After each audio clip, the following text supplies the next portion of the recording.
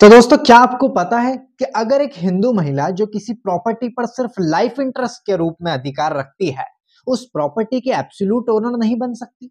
Honourable supreme court ने इस important सवाल पर अब बिल्कुल क्लियर डिसीजन दिया है, जो इनहेरिटेंस और प्रॉपर्टी डिस्प्यूट के लिए एक स्ट्रॉन्ग प्रेसिडेंट बनेगा।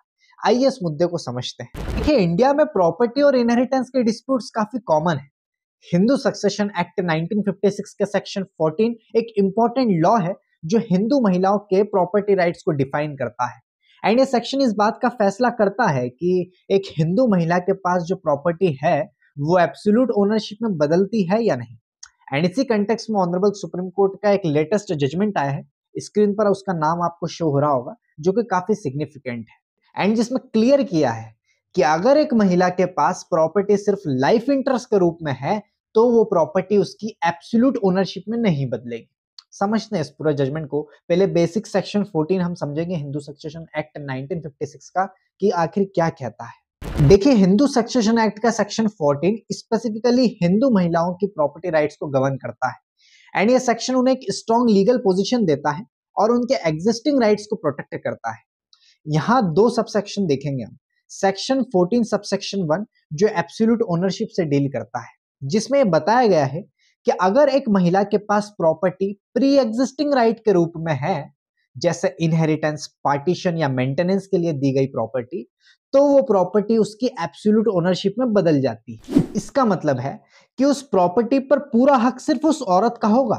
अब वो चाहे उस प्रॉपर्टी को बेच सकती है, ट्रांसफर कर सकती है, या वो अपनी विल के जरिए किसी और को दे सकती है। वहीं सेक्शन 14 सबसेक्शन 2 में कहा गया है कि अगर प्रॉपर्टी किसी स्पेसिफिक डॉक्यूमेंट या एग्रीमेंट के थ्रू सिर्फ एक लाइफ इंटरेस्ट के रूप में दी गई है, तो वो एब्सोल्यूट ओनरशिप में नहीं बदलेगी। इसका मतलब है कि वो महिला सिर्फ अपनी जिंदगी तक, अपनी लाइफ तक उस प्रॉपर्टी का इस्तेमाल या हम कहें यूज कर सकती है, लेकिन उसके बाद जब उसकी डेथ हो जाती है, उसकी लाइफ के बाद वो प्रॉपर्टी उनके लीगल हायर्स के पास चली जाएगी। वो भी किसको? उन हायर्स को जो कि डॉक्यूमेंट्स में स्पेसिफाई किए गए हैं। तो ये सेक्शन 14 का सबसेक्शन 1 एंड सबसेक्शन 2 कहता है। अब इस केस की कहानी समझते हैं जो सेक्शन 14 के एप्लीकेशन को लेकर डिसाइड हुआ है। केस का टाइटल आपने देख ही लिया एंड ये केस एक प्रॉपर्टी डिस्प्यूट था जो 3.55 एकड़ जमीन के ओनरशिप को लेकर था। इसमें जो पार्टीज इन्वॉल्व थी उनका कंटेंशंस ये थे। यहाँ पर एक महिला थी, महिला के बेटे जो क्लेम करते हैं कि उनकी माँ एब्सोल्यूट ओनर थी और उन्होंने विल के जरिए प्रॉपर्टी उनको दे दी। वही महिला के दूसरे लीगल हायर्स जो आर्ग्यू करते हैं कि उनकी माँ के पास सिर्फ लाइफ इंटरेस्ट था और उस प्रॉपर्टी उनकी मौत के बाद सभी हायर्स में पार्टीशन होने वाली थी, क्योंकि एक 1933 में एक पार्टीशन डीड साइन हुई थी जिसने उस महिला को सिर्फ लाइफ इंटरेस्ट दिया था। तो इस डीड के अकॉर्डिंग उनकी मौत के बाद प्रॉपर्टी उनके हस्बैंड के दोनों वाइफ्स के हायर्स के बीच डिवाइड होने वाली थी।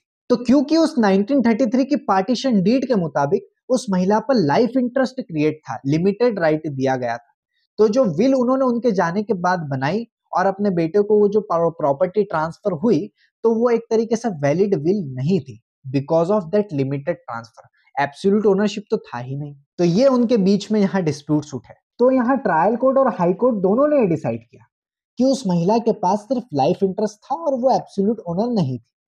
फिर ये केस अपील में जाता है, ऑनरेबल सुप्रीम कोर्ट में पहुंचता है। ऑनरेबल सुप्रीम कोर्ट ने भी हाई कोर्ट के फैसले को अपहोल्ड किया और कुछ इंपॉर्टेंट पॉइंट्स बताए जो उन्होंने ऑब्जर्व किए कि देखिए, लाइफ इंटरेस्ट एब्सोल्यूट ओनरशिप में नहीं बदलेगी, क्योंकि उस महिला के पास जो राइट थे वो सिर्फ उनकी लाइफ तक लिमिटेड थे। इसका मतलब है कि सेक्शन 14 सबसेक्शन 1 उन पर लागू नहीं होता है। दूसरा पॉइंट, यहाँ जो प्री एग्जिस्टिंग राइट्स है उनका होना जरूरी है।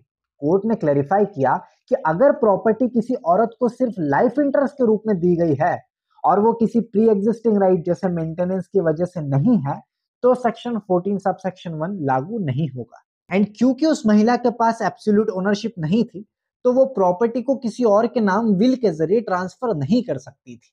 तो यहाँ कोर्ट ने हेल्ड किया कि अगर प्रॉपर्टी किसी औरत को मेंटेनेंस के लिए दी गई होती तो वो एब्सोल्यूट ओनरशिप में बदल जाती, लेकिन जैसे कि केस में 1933 के डीड ने सिर्फ एक लाइफ इंटरेस्ट दिया जो उनके जीवन के बाद, उनकी लाइफ के बाद खत्म हो गया।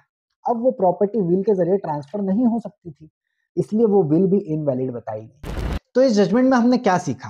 पहला, रेस्ट्रिक्टेड स्टेट और एब्सोल्यूट ओनरशिप में डिफरेंस है कि अगर किसी औरत के पास प्रॉपर्टी का सिर्फ लाइफ इंटरेस्ट है तो उसका हक लिमिटेड है, उसका राइट लिमिटेड है। वो प्रॉपर्टी को किसी और को ट्रांसफर नहीं कर सकती और ना ही उसके लीगल हायर्स उस प्रॉपर्टी को क्लेम कर सकते हैं। दूसरी इंपॉर्टेंट बात हमने सीखी importance of pre existing rights के बारे में कि सेक्शन 14 सबसेक्शन 1 का एप्लीकेशन तभी होता है जब औरत के पास कोई प्री एग्जिस्टिंग राइट्स हो, जैसे मेंटेनेंस या इनहेरिटेंस। तीसरी बात हमने सीखी प्रॉपर्टी डॉक्यूमेंट्स की क्लियर लैंग्वेज पर कि प्रॉपर्टी के डॉक्यूमेंट्स और डीड्स में क्लियर होना चाहिए कि प्रॉपर्टी लिमिटेड है या एब्सोल्यूट। अब आप देखो ना, क्योंकि यहाँ लिमिटेड इंटरेस्ट दिया गया था और तो वो वैलिड नहीं रही। चौथी सबसे मोस्ट इंपॉर्टेंट बात हमने सीखी कि विल बनाने के लिए ओनरशिप जरूरी है। अगर किसी के पास एब्सोल्यूट ओनरशिप नहीं है तो वो लीगली वैलिड विल नहीं बना सकता। तो दोस्तों, ये जजमेंट इनहेरिटेंस और प्रॉपर्टी डिस्प्यूट्स के लिए एक इंपॉर्टेंट माइलस्टोन है। इससे हिंदू सक्सेशन एक्ट के सेक्शन 14 को लेकर एक क्लैरिटी मिली है और फ्यूचर के केसेस के लिए एक स्ट्रॉन्ग प्रेसिडेंट सेट किया गया है। अगर आपको इस वीडियो से कुछ नया सीखने मिला हो और आप ऐसे ही और लीगल कंसेप्ट समझना चाहते हैं तो चैनल को सब्सक्राइब करें और वीडियो को शेयर करना ना भूलें, क्योंकि लॉ समझना मुश्किल नहीं है अगर हम उसे प्रैक्टिकल एग्जांपल्स के साथ सीखें।